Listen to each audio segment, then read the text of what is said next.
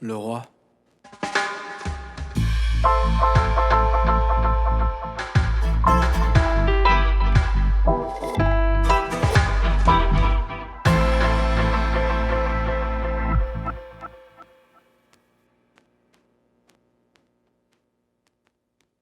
Le Chupalabra était entré dans le royaume.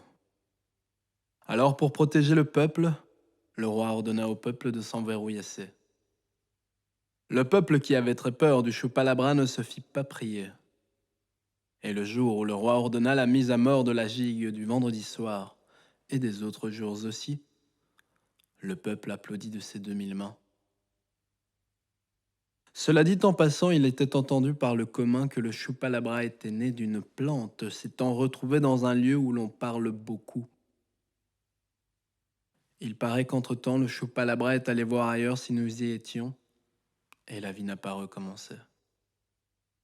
Fort malheureusement, ailleurs nous n'y étions pas non plus, et le Chupalabra est revenu. En ce temps-là, le Chupalabra avait pris possession de tous les esprits. Et les lundis soirs à table, nous parlions du Chupalabra. Les mardis soirs à table, nous parlions du Chupalabra. Les mercredis soirs à table, nous parlions du Chupalabra. Et les jeudis soirs, les vendredis soirs et les samedis soirs, nous parlions du Chupalabra. Les dimanches n'étaient même plus consacrés au Seigneur. Bien heureusement, le travail nous permettait de ne pas y penser durant la journée. Dans ce royaume prospère et sans tache, quelques trublions réfractaires commencèrent à s'agiter. Ils auraient souhaité pouvoir continuer à danser, à chanter, à rire et à fanfaronner.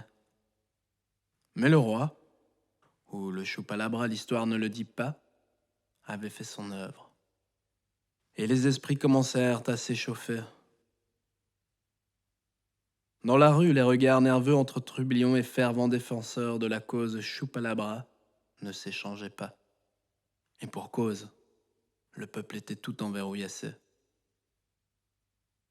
Il n'est pas inutile de soulever un point délicat qui laisse encore aujourd'hui le conteur perplexe.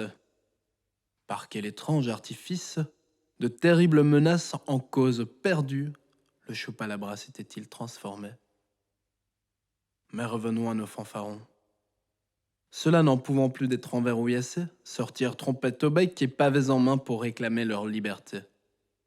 Et c'était beau à voir ces 20 femmes et hommes se lever comme un seul être. Et ils dansaient, et ils riaient, et ils lançaient des pavés aussi.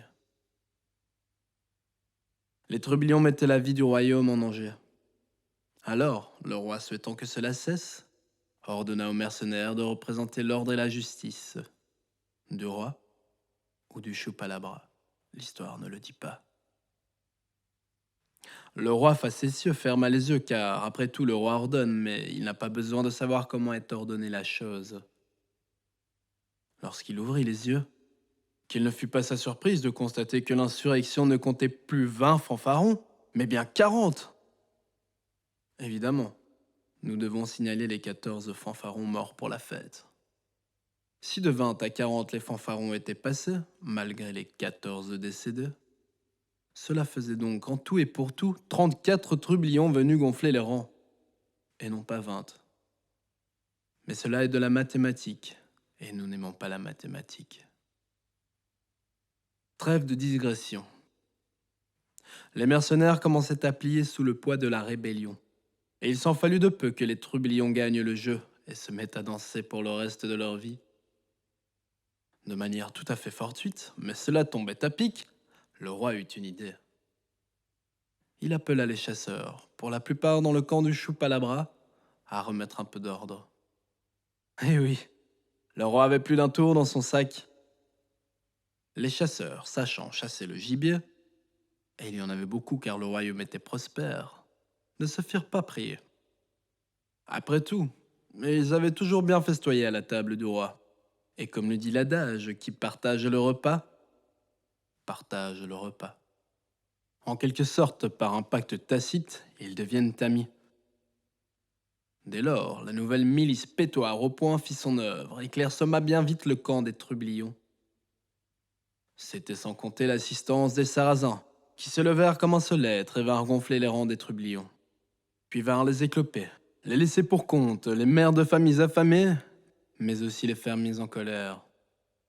Au rang des chasseurs vinrent s'additionner les faiseurs de pluie et de télémachins, les fanatiques et les suprémacistes. Les conducteurs de chariots aux belles suspensions hésitèrent. Mais cela n'y changea rien.